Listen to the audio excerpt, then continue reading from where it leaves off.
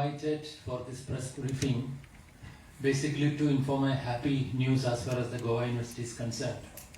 That is, from the next academic year onwards, we will be implementing NEP based curriculum at the undergraduate level for all the general education, which means that all the BSc, BA, BCom, BBA, all the undergraduate program will be of 4 years.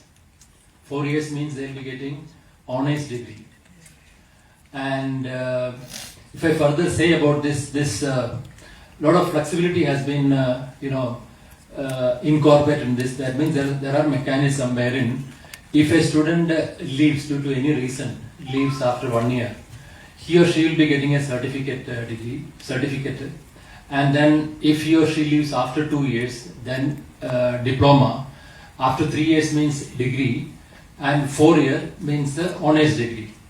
And again, in case of an honors degree, there is another provision of giving honors with research, provided a student does research activities that leads to dissertation in the last semester, that means the 8th semester, he will be getting that. And also, if a student gets 75% in all the semesters, he or she need not go to postgraduate degree, rather directly go to PhD degree. And other students, like after completion of 4 years, they will have 1 year PhD degree. So these are the kind of facilities involved in this NEP-based curriculum. Sir, just tell me the difference between now and after implementation NEP. Yeah, now it's a 3-year program. Exactly. And again, if a student leaves after 1 year or 2 years, he will have to start from the first. Yeah. There is absolutely no provision wherein whatever has been covered is taken care of. That is not there. But in this case, it is not so. After 1 year, let's say that a student is shifting his base from Goa to somewhere else. Then if he or she wants to have a certificate, every semester there is 20 credit. 20 credit, the 1 credit is 15 hours. So in a year it is 40 credit. Along with the 40 credit, if he completes 4 credit of vocational skill-based course, he or she is eligible for a certificate. And let's say that due to financial difficulty, he or she wants to leave that, and then he or she can very well come back and then complete the degree. So after 2 years, if they leave, again diploma will be given, so that if they can try for a job. So that kind of the facility is there. That is the major difference between what is being offered now and what is there in the NEP. And one more thing is that we have something called ABC, Academic Bank of Credit, wherein the credit to whatever a student is earned would be transferable. That's what I meant, that once a student leaves first year, certificate he gets, along with that credit also can be transferred. So as a layman, I am asking. Yeah. Not as a, suppose I am an art student. Yeah. And I am doing economics history, my first year, like papers. And suppose I realize that after second year that I cannot go for economics because I am weak in that. That provision is there in the NEP based one, wherein first year, UGC has already made different disciplines, streams. Like for example, maths, statistics, computer, one stream. Then commerce and management, another stream. Then the social sciences, then women's studies, then journalism, etc., another stream. Like this, there are different streams. So in the first year, every student will be given one major and minor from that stream. So how many subjects they can? 20 credits. Okay. So here one major, one minor, one major, one minor. Then also there is something called a value-added course. Then multidisciplinary courses, and then you also have a skill-based courses. So all those things are included in both first semester and second semester. And at the end of 1 year, that means including first and second semester, if as you ask now, if the student finds that I want to change that, you have the option for that. Okay, but art student can go for any other stream like commerce? No. Art student cannot go to commerce. Art student can go to whatever is that the same discipline. Okay. Arts cannot go to science, but science can come to arts. Science can come to arts. Come to arts, yes. Okay, that. And commerce also? Commerce management, that stream is there, right? Okay. So in regards to percentage, 70, what exactly was? 75%. For example, every semester, if let's say a good student, he is scoring good mark in every semester, and if he get in all the semesters more than 75%, and then he can directly go to PhD degree. He need not even do 1 year of PG degree. That's what. So how many years they are going to save now? Like suppose any graduate student, or suppose they have to do PhD, they have to. No, if they are, let's say that if they are really good, then without even doing PG, he can directly go to PhD. Okay. And PhD again, minimum 2 years, and the maximum there is no maximum, 5 years basically. But it again depends on the student and the guide who is guiding the student. You said that people can work also between they have to Yes. leave the job. So what is the gap between that they have to finish that? Within 3 years they have to join. Within 3 years they have to join back. 3 years they can work. Let's say 2 years they worked, and then some amount of financial backing they got, and then they can come back and then continue the study. But the attendance is not. That he has to complete all the 4 years now. See, a flexibility is given wherein a student wants to leave after 1 year because of his own financial difficulty. And then he takes a job, let's say. He works for 2 years and come back. He finds that the money what I have earned is sufficient enough to complete my studies. Then come back and then continue the study. So basically it is support for the financial issues. Financial support, and also if you shift, let's say, from one state to another state, you don't have to start from the first year. Okay. Rather, you can start the remaining the years. Even after changing the university. Yeah. Yes. That is why we say academic bank of credit. Okay. There is a bank of, like our bank, there is something called ABC, Academic Bank of Credit. In that, all the credit earned, for example, if you are a student, all the credit you have earned would be deposited into that, and that is, the available across the country. Okay. So through that, you can transfer the credit, and then. No, I'm just asking, is it like Goa University or government universities or something like that? No, any university, the basic concept is that any university in the country. Okay. And then you should have, let's say, first year you have 40 credit. So to get an undergraduate, like for example 4 year, you have to have 160 credit. So remaining 120 credits you can earn from any other university. So what happens to the present Present would continue because that is 3 years. We will see in Goa University campus what we do is that we will offer both 2-year PG program and 1 year. Those who complete 3 years will undergo these 2 years of PG, and 4 year completed will have 1 year. That way it is. So those who are joining new, they will be included in new NEP. No. Yeah. The existing students also will get a chance. Chance from the year 24-25 to come under the NEP, this new thing. That provision is met. If they wish, it is not compulsory. If they feel that they will continue in the old pattern, arrangement exists. So suppose somebody is FI already passed and goes in second year, he can opt for this scheme. No. A simple thing, I'll just explain you in simple language. Yes. Now, when we are saying that we are implementing this academic structure from next academic year, that means we are implementing this academic structure at first year level. Okay. Now only first year level, second year, third year student will continue in old pattern. Okay. So first year this structure will be implemented, and that too only in general education. General education means science, commerce, arts, then BBA, all this BCA, this we are implementing. Okay. Second thing is, now people ask that now in future undergraduate course is 4-year course, that means 4 years. No, it's not that way. Choice will be for student to opt either for 4-year program or 3-year program. After 3rd year they will get graduation. If they want 4th year and they want to continue and they want a degree after 4 years, then it will be honors degree.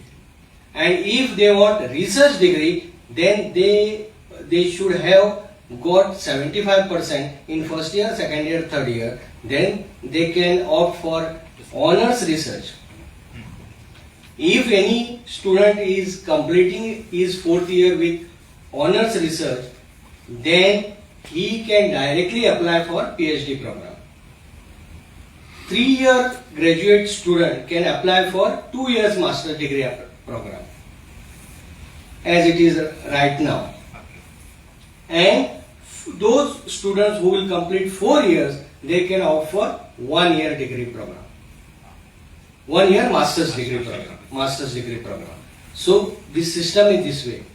Then what is the difference between now first year, if when we are talking about first year science or first year commerce, there are so many subjects. You can choose this subject. Now in this new system, there will be one major, one minor, one subject from multidisciplinary options. He can choose any subject from too many subjects. One skill-based subject from, again, there are too many skill-based subjects. He can offer that subject from any skill-based subject and one value-added subject. Language. So, and language. So, therefore, there are many options would be available for the student, provided that particular college has those many options. If any college is not having that option, that college will give, they will allow students to do any subject from nearby college, from the cluster college, and that will be added to his credit. So not to depend on that college. No, he will not depend on that college only for this additional subject. Additional subject. Additional subject. That option actually universities gives, no? You can opt any subject from any other department earlier. That is PG, that is on campus. On campus. Now this PM will be available at undergraduate level. Now having said that, now since this is the first year we are implementing this program and students or parents may not aware, that is why I am telling to all the students and parents that from 29th of May, our portal for admission will be open at undergraduate level. From 29th May, portal will be open for undergraduate level. And on our website as well as on the website of each college, we will put the names of all the minimum 3 professors who will guide the student. Any parent, any student want to take any guidance, want to know about NEP, how this will be implemented, what type of structure is there, what type of subjects are available in any college, there will be a team of 3 people in each college and we will put names of these 3 people from each college on our website, that is Directorate of Higher Education website, as well as on the website of each college, so that students will get total clarity about the total structure, how many subjects are available in that particular college, how to opt for the subject, and there will be no confusion in the minds of students as well as parents. Besides that, there will be video prepared by Directorate of Higher Education, which will be available on YouTube, as well as we will send these videos to even electronic media, so that based on these videos, people, our students and parents are aware that what type of structure is there and how they can opt for different subject, and means what is the difference between old structure and new structure. Sir, earlier, suppose someone wants to, infrastructure is ready Let's see. for implementation of this policy. For implementation of NEP, yes, of course. Infrastructure is ready. For example, we are implementing now for the first year. So at this stage, means infrastructure, not whatever infrastructure is required is available with that particular college. If any college is not available, means if infrastructure is not available with one particular college, we will not give them too many options of the subject. Okay. You get my point, and the student will be allowed to take option from other college.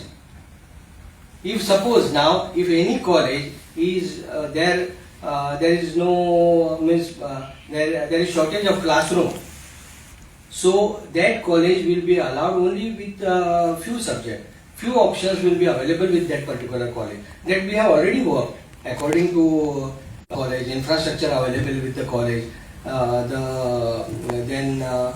teachers qualification, teachers available with each college, that we have already worked with the principals and with the college coordinator. And we have prepared means options, subject option, what will be available with each college. So there is any distance criteria? Suppose one student taking from Penn wants to go to MAPSA for any other subject. There is any distance criteria he can go. Opt for it. No, but see, there will be clusters will be formed. He will be able to opt any subject from the cluster of that college. Okay, fine. Cluster of that college. And one thing is very clear, that student will not travel. Teachers will come to that particular college. From other colleges. Other colleges. Student will not travel. Okay. How many students will travel here and there? Students will not travel. Initially, teacher will travel, and then subsequently we will establish virtual classrooms in each college. So, in due course of time, when virtual classrooms are established in all colleges, this problem will not be there. However, initially, teacher will travel. How many maximum students should be in that college to teacher to travel for that college? How many students should be there maximum that teacher will particular subject is Particular subject? No, it depends based on subject. In its major subject, student strength is 15. For other subject, it is 10 students should be there. 15 and 10. Thank you. positive difference does that make from the earlier this thing policy? Like how it is going to benefit in a major way? Means